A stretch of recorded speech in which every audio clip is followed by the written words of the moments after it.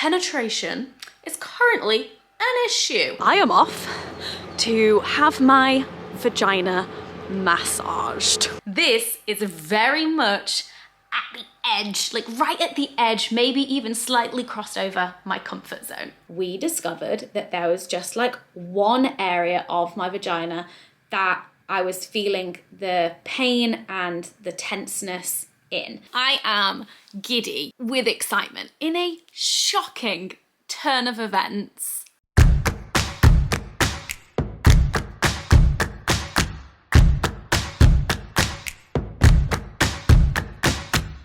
Hello everybody and welcome back to the Hormone Diaries, and this is going to be the final episode of this series. What? It's all coming to an end, sort of. So this episode to me feels like the natural conclusion of this chapter in my life. I am over a year postpartum, my period has come back, I'm having piv sex again, and it just feels like everything has come full circle. If you want to catch up on everything that has happened, I think I've been able to get the playlists right and all of the episodes should be there in the right order. If they're not, please let me know. But there are two Hormone Diaries playlists on my channel. The first one is from back in the day when I came off the pill for the first time in 7 years when I was 24 years old. And that series is all about contraception and the return of my period,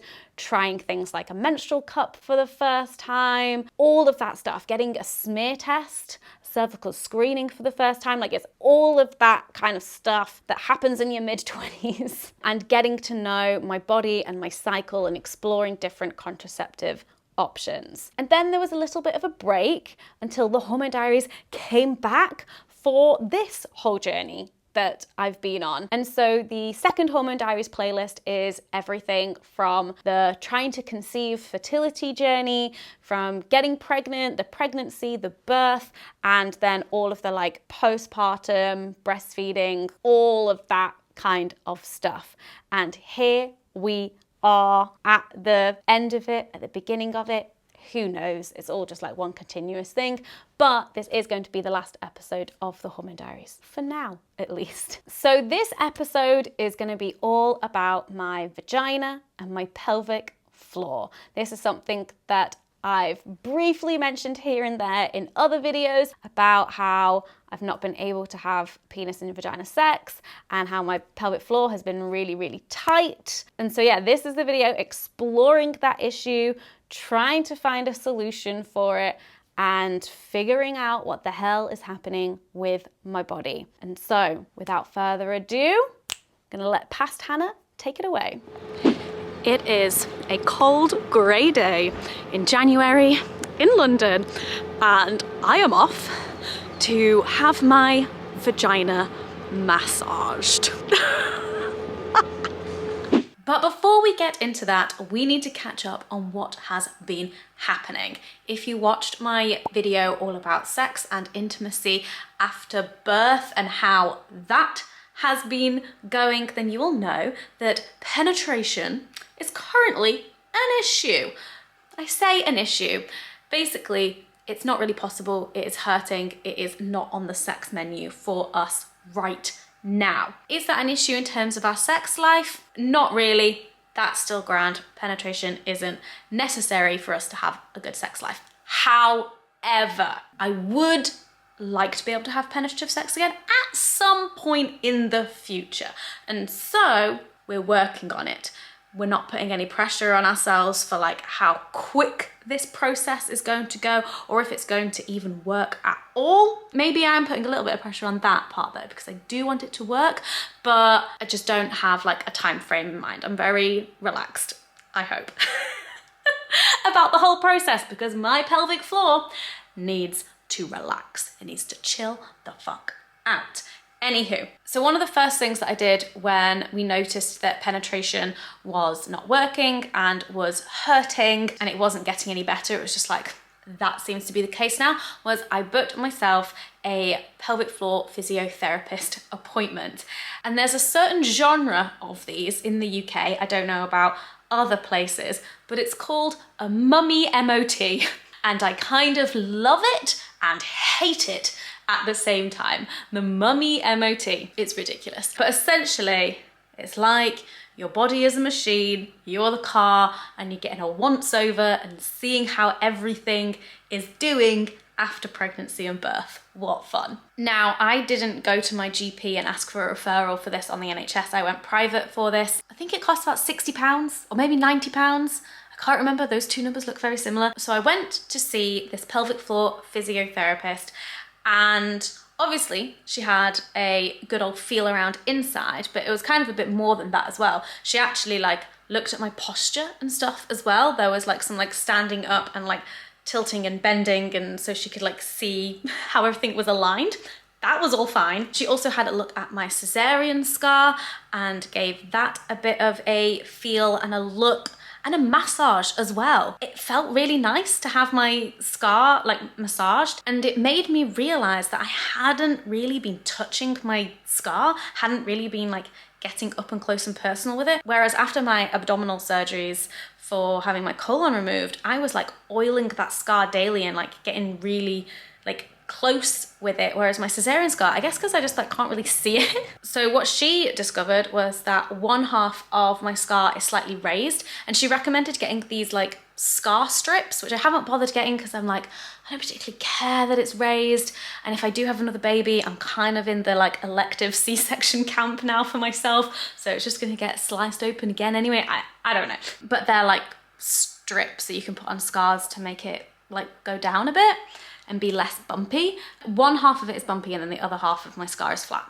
But it's all covered in pubes anyway. But the main thing I was there for was about why penetrative sex was hurting. And so she had a feel of my pelvic floor and confirmed for me that yes, my pelvic floor is real tense.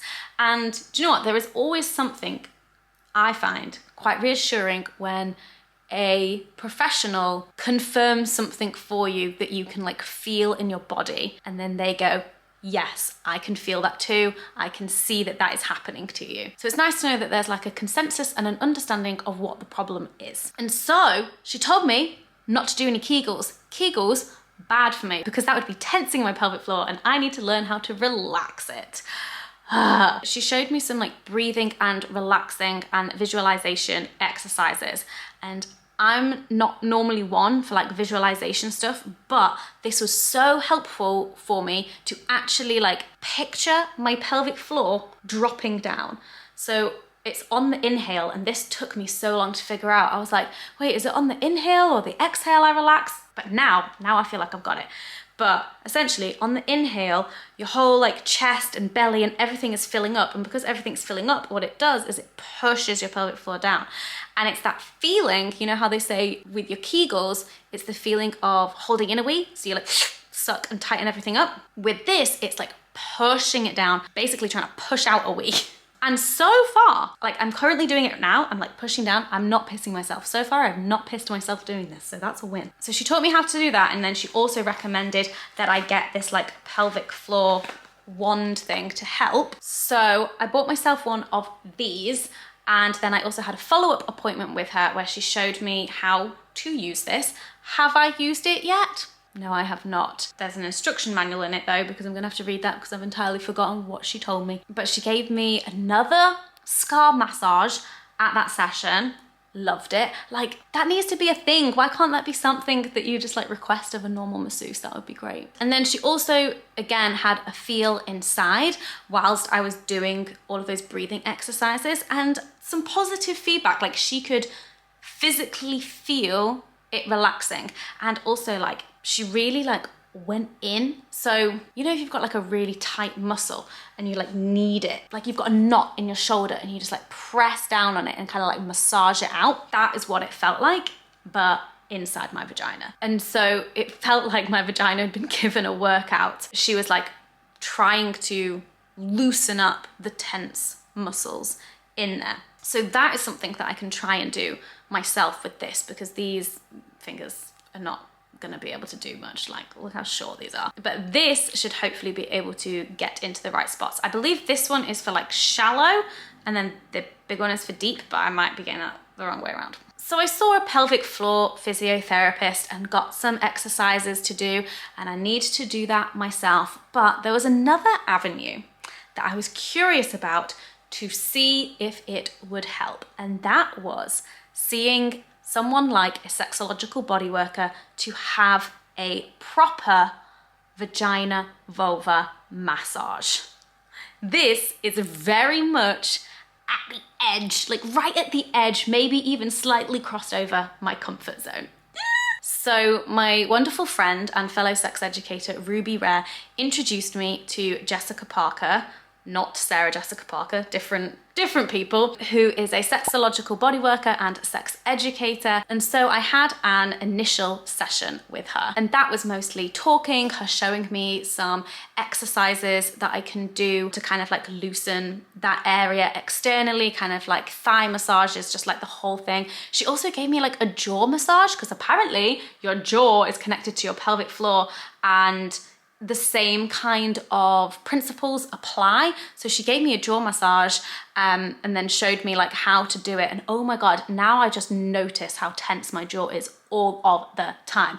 But basically, some of the techniques that she was using inside my jaw are similar to like what you would do inside your vagina. It's like, a lot of this, hello.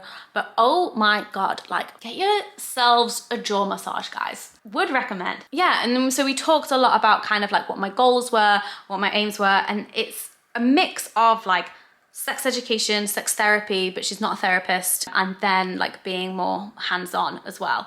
I also attended one of her online classes, which was about vulva massage. Dan and I watched that together, and so got some like tips and techniques for things that we could do together that kind of like help relax that whole area externally. And so now I'm going back to pay her a visit for a vaginal massage. So the thing with people like Jessica is you can kind of go whatever end of the spectrum. And the way that she explained it to me was that she can do a massage experience that is really sensual and erotic, and orgasm could be involved. The touch is always like one way, so her to the client never touches her. Or it could be like all the way the other end and be just like you would have any other body part massage, but it just happens to be your vagina. And there's a bit more of verbal feedback of like, oh yeah, I can feel your tense here, like kind of more like my experience with the pelvic floor physiotherapist.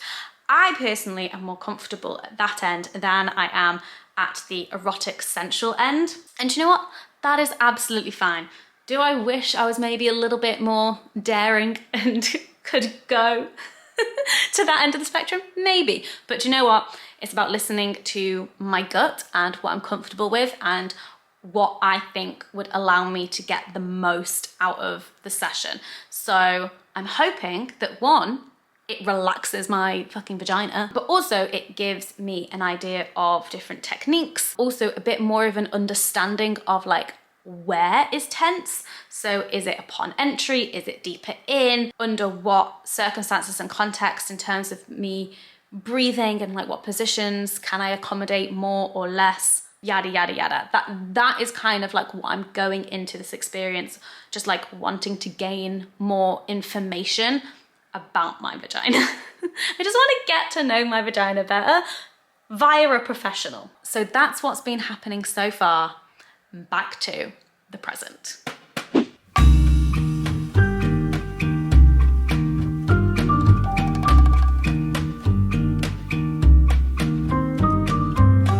Oh my goodness, that was amazing. It was super relaxing, and also I learned some things about my vagina. I feel like the information that I got about my body in that session is going to be really useful, and it's just also just really empowering, the whole thing of just like getting to know yourself in a way that I would have struggled to figure out by myself, but having somebody to kind of like help guide and reassure, but also just like affirm what it is that I'm feeling. I've got a lot more to explain. I may even draw you some diagrams, but for now, I'm feeling good. I've got that feeling, that post-massage, like spring in my step. It's great. Okay, it's a whole month later. This is parenting live. I want to fix my vagina, and yeah, there's no time. There's no time. I don't even have time to update you about the vagina massage that I had. I had a vagina massage, but lucky you, I took notes so that I would remember, and also Jessica, who did my massage, also then sent me notes afterwards in terms of like what we discovered and next steps and things. What a time. What a time. So I will leave a link to Jessica's website and Instagram in the description. She's a sensual educator, a body worker, and an event creator. Does so much cool stuff. And yeah, she gave me a vagina massage and I learned some things. So we didn't jump straight into the vagina massage. It started out with like a full body relaxation massage, fully naked, covered in oil. It was rather lovely. And then what she did was that she got up onto the bench with me. I'm lying on my back and she's like straddling the bench so she can like very easily touch my genitals. But actually, before she even started touching my genitals, she gave me a C-section scar massage, kind of similar to what the pelvic floor physiotherapist had done as well. And yeah, really gave it a go and also gave me some tips on how to do it myself. Even though I have been terrible at keeping up with any like vagina, vulva, stretching, massage stuff, the C-section scar massage, touching, just like keeping that scar moving, like, you know, getting all up in there, because scar tissue, you know, like grows in all sorts of different ways, and it's about kind of, I don't know, breaking it up and stuff. Because when she did touch my scar, that whole area just felt really like quite tense, like there wasn't a lot of fluidity in it. Yeah, it all felt like it was very like stuck together in the wrong ways. Pulling on it and pressing on it and tugging on it kind of stung in a way. Like it felt kind of like someone was like trying to rip out my pubes. Like, I don't know how else to describe it. It was really nice, but it was like one of those ones that felt necessary. Like you could feel what it was actually doing to my body. So that's something that I've been trying to kind of keep up a bit more of, like when I'm in the shower and then after shower as well, just really giving it a go, like moving the skin and the scar like in all different directions and stuff, because I do feel like I neglected that whole part. I'm on it. Not every day, but when I remember, just getting it part of my normal cleaning myself routine. But then we moved on to the vagina. So what we did was a vagina mapping exercise. So essentially it was a data and information seeking thing that we were doing. So essentially, she only went like maybe like one finger bit in and started out like at 6 o'clock pressing down. And what it was about was kind of like just that constant feedback of like, what does that feel like? Can she go lighter or like more pressure? And then also then me doing my like breathing exercises with the kind of like really pushing down and releasing of my pelvic floor and seeing how that changed things or improved them or like made it worse.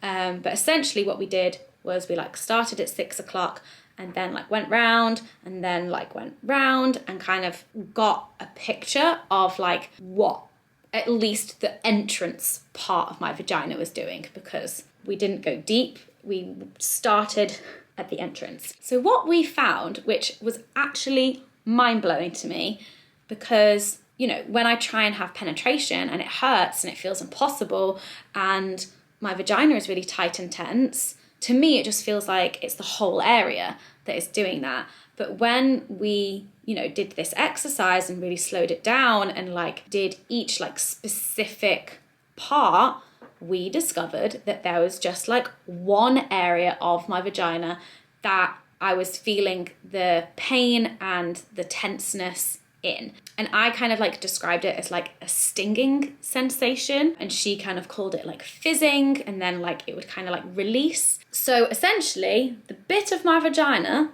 that hurts is my right bottom quadrant. So the way that she was looking at me with, you know, vagina facing, it was from, oh my God, my brain. So if you've got a clock face, if the clock face is my vagina this way, then it's from like 3 o'clock to 6 o'clock. That is the bit that hurts. And I've no idea what way around you're seeing this and what way around I'm looking at it. Maybe the clock is completely backwards. But for me, it's my right-hand side, right and bottom quadrant of my vagina. So that was just mind-blowing to me that we could isolate it in that way, because essentially she started out at 6 o'clock and I could feel the stinging, I could feel the tenseness, it hurt. We did the breathing, she kind of just kept her finger there, just like rested it there, and actually what I noticed was after a minute or two, the pain decreased. And the same happened when she did like 5 o'clock and then 4 o'clock, waited a minute or two, doing the breathing, like relaxing, and then eventually the pain decreased. It was like still kind of there in the background, but it was nowhere near as like sharp as it was when she first went in. And so I'm then, because that was the first bit we did, I'm then expecting us to like continue round and the same thing to happen. But no, we start going to the other walls of my vagina and it's just like, no, feel nothing, that's absolutely fine. Like you can press harder, like that's all good. And I was like, wow. Wow, wow, wow. I just think bodies are so cool. And also I'm so grateful that there are like professionals like Jessica who can work with me to help figure that out. Granted, she is expensive, so that kind of thing like isn't accessible to everyone, but it is something that if I like had the information and I knew how to do, then I could do it myself. I do think it is easier with somebody else there who like knows what they're doing, but I would highly recommend like giving it a go, doing a bit of vulva mapping, vagina mapping, like really getting to know your genitals on a different level. Like it has to be really slow. And then the other thing that we kind of started speculating about, but this isn't something that I'll really know is true until like I try and do penetration again, or if I have a follow-up session with her where we take a look at it again but then also go deeper. But our theory, because actually she did at one point like put her whole finger inside just to kind of like see like how far she could go, and that didn't like hurt at all, like it was fine. So our theory is that the rest of my tightness and what I feel when I attempt any kind of penetration, when it's just like no, nothing's happening, is that actually I'm tensing and tightening up in reaction to the original pain upon entry. So actually potentially there's nothing really like physiologically at least like going on like further deeper into my vagina, and actually the main area that I need to massage and stretch and work on is that like entrance bit, because then what's happening is I feel that pain and then the rest of me just goes, no. So that's interesting theory. So obviously I shared all of this information with Dan when I got home and we talked about all of that, but just that parenting and like bed sharing with the baby life just means we haven't had a huge amount of time to really be intimate with each other in that kind of way, to explore and do our own mapping. We've maybe had like 1 or 2 chances to, but because it's kind of like an exercise, it's something that I need to like do routinely, I think at least, to see any kind of change. So that's where we're at right now. It's just constantly there in the back of my mind. I don't think it's worth seeing Jessica again until I'm able to do lots of this by myself at home. But Dan and I are currently like talking about and making plans for moving Rowan into his own room, which means that we would have our bedroom to ourselves in the evenings after Rowan's gone to sleep. And I think that will be a real game changer, just on a practical level. So we'll see. We will see indeed. Yes, hello, me again, just interrupting here for a second to give some context to what's going on, because I was really bad at filming. So all of the vagina mapping and the pelvic floor exercises that I wanted to do kind of were just put on hold whilst we did Rowan's room up. We kind of had just mentally thought, once Rowan's in his own room, then we'll have like all of this privacy and time. And so we just kind of didn't even think about it. It was like not a priority. Like we don't need to worry about that right now. And then once this thing is done, then we can focus on that. But then 2 months later, having done absolutely nothing and not even thought about it for a second right after Rowan's birthday and moving him into his own room, this happened. Guys, I am giddy with excitement. In a shocking turn of events, I managed to have penetrative sex. I know on this channel I'm always talking about how PIV sex isn't like the goal of sex, it isn't what real sex is, and there's so much more to sex than penis and vagina sex, but let me tell you, as somebody who quite likes PIV sex, and then it being something that has been inaccessible to me for a year, suddenly it being back on the sex menu again is like discovering it for the first time, and like being a horny, giddy teenager, and like any opportune moment being like, let's do it.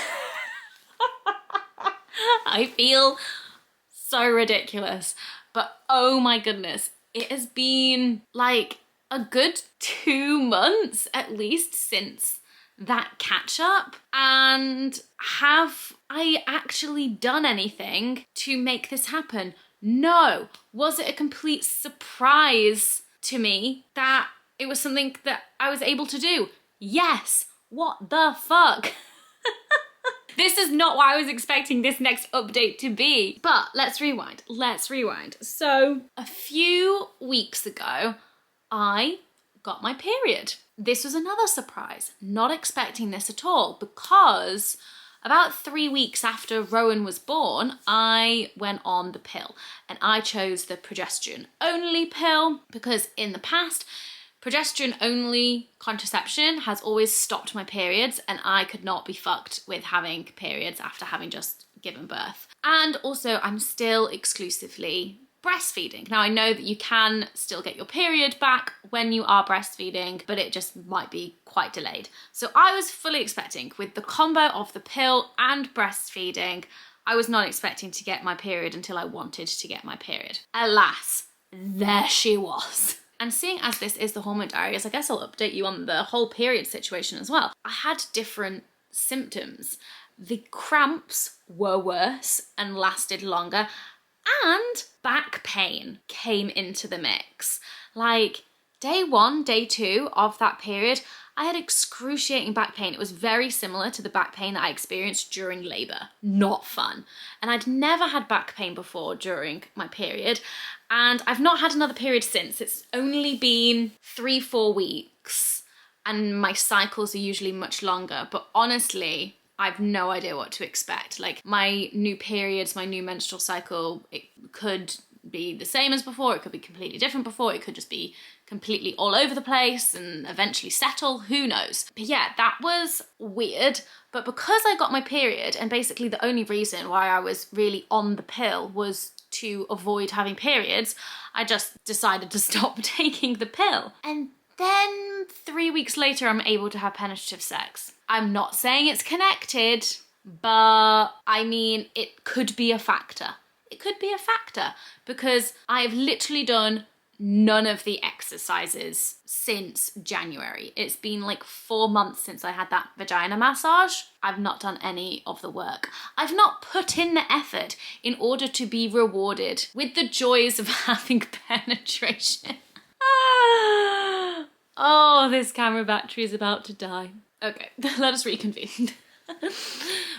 But that is not to say that all the appointments that I had were in vain, because some of the things that I learned at those sessions were very useful and even integral in the actual moment. I'm not going into too much detail, but also giving you extreme detail about my sex life. It was a classic case of having a moment of privacy and taking advantage of it. And normally we would just have a good time without penetration. But for some reason we were like, we've not like attempted this in a while. Let's see what happens. And it was a classic case of, and one thing led to another. And we were literally like, oh my God, it's happening. Is this happening? But the things that worked were the breathing and the releasing of my pelvic floor that the physiotherapist taught me, and then the like pacing and stopping and holding in place that Jessica, the body worker, taught me. So those two things combined, and then who knows what other factors, maybe like coming off the pill, maybe getting my period, maybe reducing breastfeeding, maybe it just being a year and time passing, and also maybe like there being no pressure in that moment.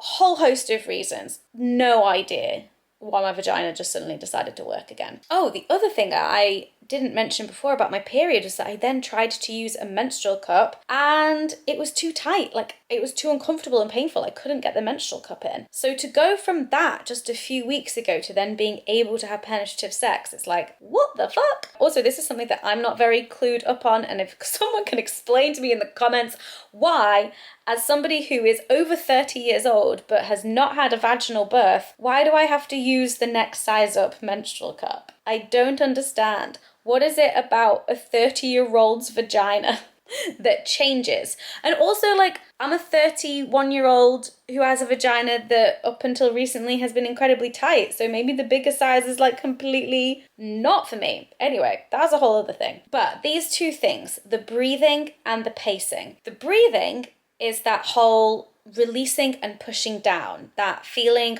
of pushing out a wee. And then the pacing is the going like one step at a time and holding it. So you can imagine like whatever it is, penis, toy, fingers, insert, and it's like, say you feel some like tightness or pain or fizzing. Obviously, if it is like excruciatingly painful, like stop, you know your body best. But the process that I was working through was you start just like a little amount, and yeah, it still felt tense and kind of sore and stingy, but then instead of moving, you just stay there. You hold it there. There's none of this, there's none of this, there's none of that. You just hold it. And then in that position, I was doing my breathing. So I was like just breathing into it and letting my pelvic floor relax and just like feeling the walls and the muscles around my vagina just like loosen. And then like, you know, it's just a case of like whatever is comfortable, maybe then a little bit of movement, then seeing if you can get a little bit further, and then again stopping and like being really slow and intentional, and then again doing the breathing through that. And it was just like incremental steps. And honestly, I was not expecting this to work at all, because we'd done attempts before where I'd done this exact same thing with the breathing and the stopping, and we'd only gotten so far and had to stop because it was too painful. But for some reason, this time it worked. And it hasn't just been a one-off, it's been a two-off at the time of recording. Oh my God, my sister-in-law edits these videos, so you're welcome. I honestly can't believe it. I am still in shock, but I'm also incredibly excited for what this means for my sex life going forwards. I have a feeling that PIV sex is going to be very high up on the sex menu on the priority list, at least, you know, for a few months whilst we get it out of our system. It's so silly. And then also, obviously, because I'm not on the pill right now and I don't want to be getting pregnant at the moment, we're using condoms. And it was quite funny because I have a lot of condoms. I've done many a brand deal with different condom companies, and so had all these condoms, but we had to check the expiry dates for a lot of them, and yeah, not in date, but we did manage to find a box that was still good. Chucking away loads of expired condoms, oh man. But adding in the element of using a condom, we use condoms for maybe like the first year of our relationship, and so it honestly feels like I've been transported back in time to like horny honeymoon phase, like that intensity, that silliness, that newness. It's wild. Also, to me, this just proves something that I say in a lot of my videos, which is about how your sex life goes through seasons and it is always changing. It goes through phases, and you might be in a phase where you're like, oh, our sex life isn't as good as it used to be, but it's difficult and we shouldn't be comparing them like better or worse. It's just always different, and in the future your sex life is going to be different for all sorts of different reasons, not just like pregnancy, childbirth, parenting, all of that. Obviously, that can hugely impact your sex life, but there's so many other things that can as well, like health and stress and moving and anything really. And so it's really interesting now that I can actually feel us embarking on this new stage. Dan and I were having a conversation recently about if and when we'd want to start trying to have another baby. And one of the things that we agreed upon is that before we even like start doing that, we wanted to have a really good chunk of time where I was able to have penetrative sex again, but it's not for reproductive purposes because it took us a whole year to conceive Rowan. So we know what it's like to be having penetrative sex and it being for reproductive purposes. It just takes a lot of the sexy out of it. And so we wanted to like have a really good run at it just being for fun and it just being something that we want to do because we want to do it rather than a necessity in order to conceive. So I guess we are embarking on that chunk of time, however long this chunk of time is going to last. And then also the other news is that Rowan's bedroom is done, and so he is sleeping in his own room now. At the point of recording this, it's only actually been one night that he's been in his own room.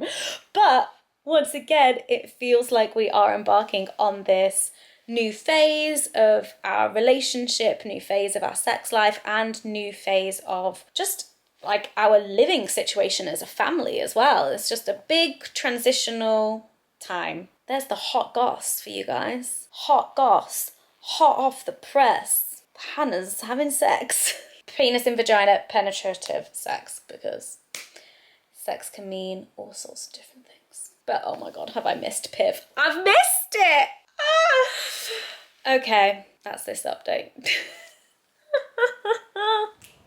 Guess what? I got my period and I have officially completed one whole menstrual cycle since getting pregnant. You want to know how many days it was?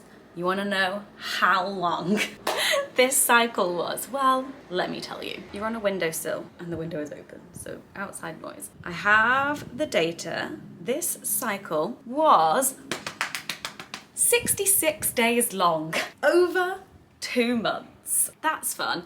And essentially throughout this whole cycle, I was trying to still track other bodily things like cramping and stuff. There was lots of different various experiences of cramping really sporadically throughout the last 2 months. And at some points I was like, okay, I think the period is like now. And there was even one point where I was like, you know, like getting the cramping and feeling wet in my knickers. And I was like, oh, I got my period. No, just some random cramps and sweat.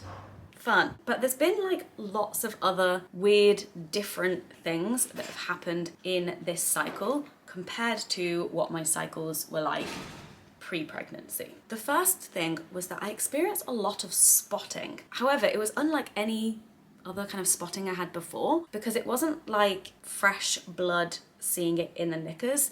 What it was like weird, dry, brown, crusty blood that had gotten stuck to my pubes. So it was never in my knickers, it was only ever on my pubes. And so I had no idea where it was coming from. Well, I assume my vagina. But then when I would put my finger inside my vagina to like check to see if there was blood in there, like my finger would come out clean. What? So I just had like really weird, dry, crusty blood sticking my pubes together and sticking my pubes to my knickers, which is very uncomfortable. If you've ever had like any wet substance in your knickers that then dries and your pubes then get stuck to your knickers and then you try and take your knickers off. Ooh, ooh, ouch, ouch, ouch. Oh my goodness, painful. The other thing that may be correlated is that the spotting kind of started after we started having sex again. So I don't know whether it was kind of like maybe a little bit of damage was done because my pelvic floor is still quite tight. And it was like, okay, making room and ouchie, ouchie. But yeah, I don't know. Who knows? I was also trying to track my discharge. That was all over the place. Like occasionally would get a lot of creamy discharge, also some instances of like the egg white stuff. Nothing kind of like lined up in terms of like the progression of the discharge that you would normally expect coming up to ovulation. And then maybe not, feeling some cramps that could be the ovulation cramps. But yeah, none of it lined up, none of it made sense, but what can you do? The other thing that was really interesting that used to be a staple of all of my cycles was boob aching. Didn't happen. None of that. And honestly, I am so happy about it. So happy about it, because I've always had really manageable periods, but the one thing that I've always disliked about my periods or found really uncomfortable and annoying and frustrating is that my boobs would hurt, like really achy, really sore, really tender for like a solid 2 weeks before my period came. Not this time, but it also used to be like a sign. So my boobs would start hurting and I'd be like, okay, period's due in about 2 weeks. But I didn't have that this time. But that has got to be because I'm still breastfeeding. So there's like other hormones and stuff that's like stopping that from happening. I have no idea. Here we are, day 67/day 1, and I got my period this morning. I'm currently cramping. I've got some like mild period cramps. I'm gonna keep an eye on it. I don't feel like I need to take any painkillers right now. I do have a little bit of back pain, but I don't know whether that's just because I'm standing up, and yesterday I did a lot of walking and standing, and in the evening my back was really hurting, and I just assumed that was from like walking and standing all day. Maybe it's something to do with the fact that my period was like imminent. But yeah, I can feel cramps in my front right now, cramps in my back, but nowhere near as painful as day 1 of my cycle was for my first period post-pregnancy. That was like, I needed to lay on the sofa and like work from the sofa all day. I had to like shove cushions in a specific spot to like help support my back and the pain in my back. So we're not at that point yet, because I do not want the like excruciating back pain to become a feature of my regular periods. But I also wanted to give a bit of a period product update as well. So for the last basically like 2 months, I've been carrying this around with me. In it, I had a menstrual cup and like a reusable pad thing, like a super heavy flow one or whatever. Obviously, I tried the menstrual cup for my first period. No luck getting it in, too painful, but I have been able to have penetrative sex since then. So this morning, I thought I would give it a go. And as you can probably tell from the fact that it is not currently inside of me, that did not go so well. So this is the bigger size, the like, if you've had a vaginal birth or you're over 30 cup. And I'm over 30, had a cesarean, so this is the cup that I'm supposed to use apparently. But I don't think that really takes into account the fact that I've got a tight pelvic floor. Anyway, I tried putting it in. It went in further than last time. So I did the pinchy method, this one, and put it in. But I think because my vagina is still quite tight at the moment, it just wouldn't pop open. Like, it was as if there was no room for it to do that. And so then I tried getting my finger in as well to try and like pull it out. Managed to get it out. Gave it a rinse. Gave it another go. This time, I got it in and managed for it to pop open, but the moment it like popped open to its full size, I could feel that pushing against my vaginal walls. Like, it felt like it was just really putting pressure on it. It was like, oh, this is actually like holding my vagina open like to this circumference, and my vagina's like stretch, you know? And so I was like, this is incredibly uncomfortable. I've also got cramps. Like, this is not the vibe. I'll just do period underwear, which I love. So that is fine. I just wanted to see if I could give this a go. However, I then tried to take it out, and that was a mission. Like, I managed to get my finger up in there, but I just couldn't break the seal. I don't know whether it was because, I don't know, my vagina was just like crushing it down so much that there was just like no wiggle room to move it. Then I managed to like get it like this, but then trying to like pull that out, because now I've made it wider. I honestly don't know what was going on, but it was so painful and so difficult, and I was straining so hard that my hand started to hurt, and I had to get my left hand involved to try and get it out. And then I was getting really stressed because I was like, what if this thing is stuck inside me forever? It's fine. I got it out, obviously. The only positive thing to really come out of this is that I figured out what size stem I needed, and I cut the stem. So it is ready. It is the correct stem length for me. And I'm gonna just pop it in here, and next period, we're just gonna give it a go again. Because I do love a menstrual cup. Ever since I discovered these and tried one, I've been a menstrual cup gal, but I'm now gonna be a period underwear gal. And that is fine. That's just where we're at, because pads and tampons, no thank you anymore. Yeah, I've just got a selection of lots of different period underwear and reusable period pads as well. So sometimes when it gets to like a lighter bit of my period, I just wear normal knickers, and then like I've got some like panty liner reusable pads.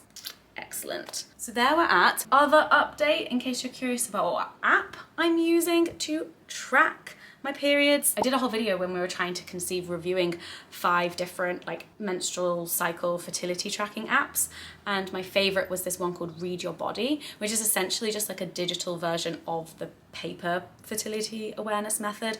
It's a lot more customizable. They're a much more ethical company than a lot of some of the other like big tech ones, where it can be a bit dubious or unsure what's happening with your data. It is a bit more of a commitment and like understanding how it all works, because it is customizable, so you have to do a lot more of the work. Read Your Body is the one that I'm currently using.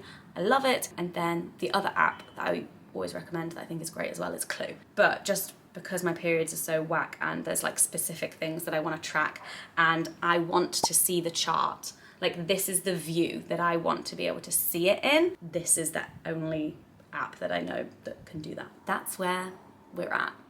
And so here we are, the end of my period, the end of an era. So I am actually, at the time of recording this, on day 5 or 6 of this period. We're basically done. We're spotting at this point. Day 6, yeah, we're done. I still have some period underwear on, just in case, but I think tomorrow I won't bother. But actually, this second period has been so much easier than the first. The first one, the cramps and the back pain were so bad that I had to like work from the sofa with like pillows behind me, like pressing into my back. But I didn't have anywhere near that level of pain this time round. This time round, my period felt a lot more similar to the periods that I had before pregnancy. There was still some back pain there though, but it just wasn't as bad as that first period. So the way things were with this cycle, I can handle that. I know I can handle that. If it was gonna be like that first one, I would not be happy. But let's take stock of this whole experience in terms of what I've learned, because honestly, I'm not sure.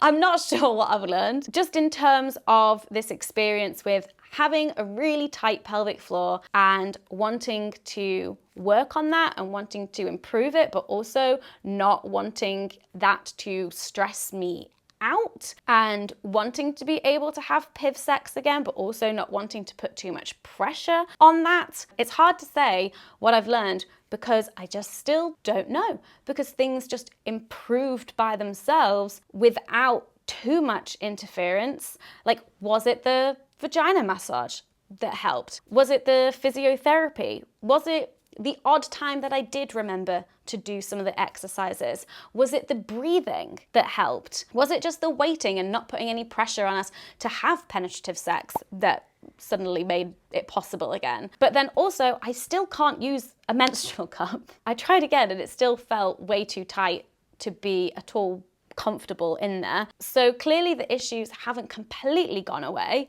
but they just are more manageable. But I think one of the things that I am really grateful for about this process is I feel like I've got a good set of tools at my disposal, and also expertise of people that I know to reach out to if I have any more issues and I want more support. I feel a lot less lost than I did at the beginning, because that was definitely like a feeling of like, I have no idea what's happening to me. Why is this happening? I have no idea what to do about it or how to go about finding help. But now I do. now I do. And I always feel like I want to end these videos with a bit of advice in terms of what I've learned and what advice I would give to other people who are maybe going through something similar. But the first thing that I would advise is to seek help if that's something that you want, even if it is just to get some answers. You could go to your GP and try and get a referral through the NHS. That's not the route that I took, just because I wanted to be seen straight away and I didn't want to wait, and I've no idea what the waiting list for something like that would be, but that is a possibility. There is so much that can go on with all parts of your body, especially your pelvic floor, after birth. And so just generally, I would highly recommend trying to get a pelvic floor physiotherapy appointment, even if it is just for a checkup, a once over, just to see how everything is going.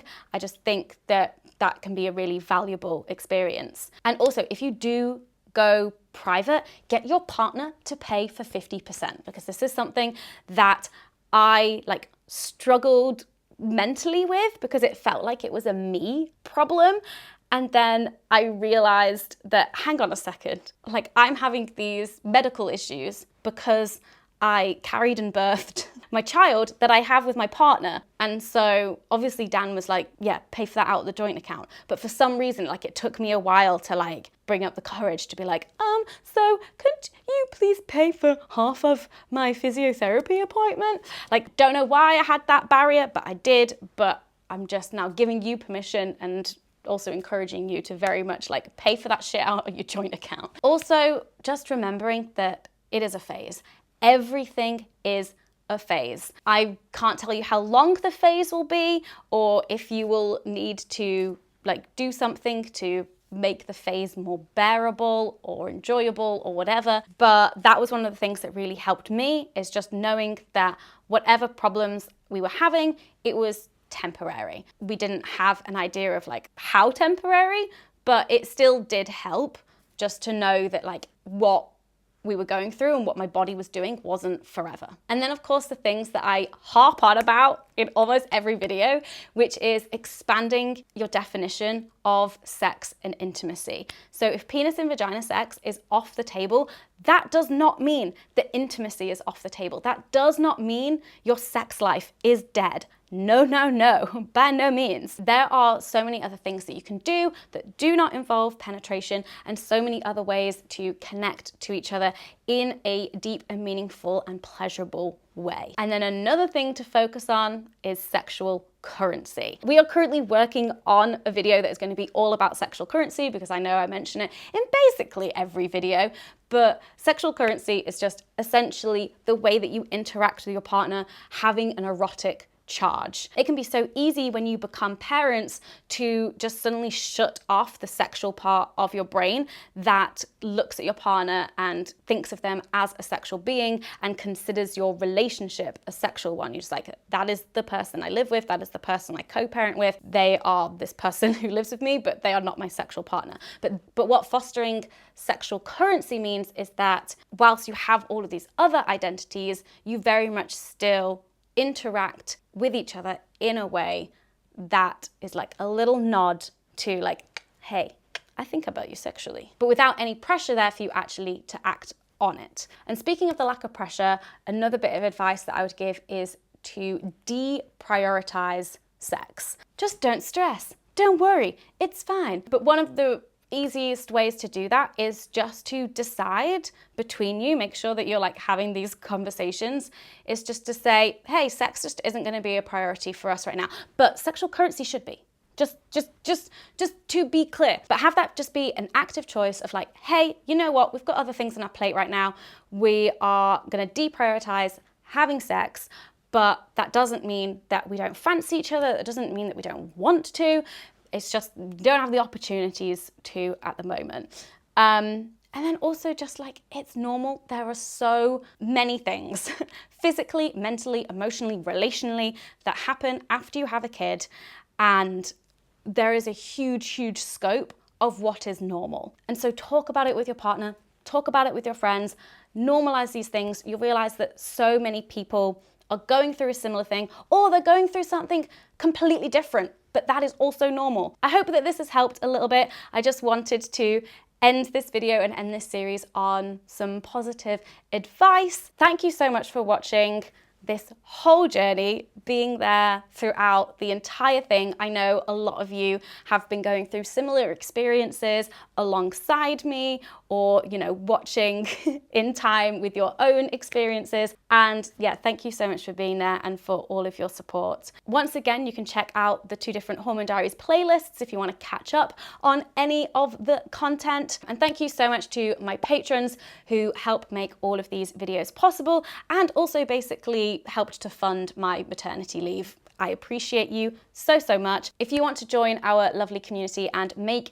these videos and the content that I make possible, then please consider joining. The link is in the description, and it truly does mean the world. I hope that you're doing well, and I'll see you in my next video. Bye-bye.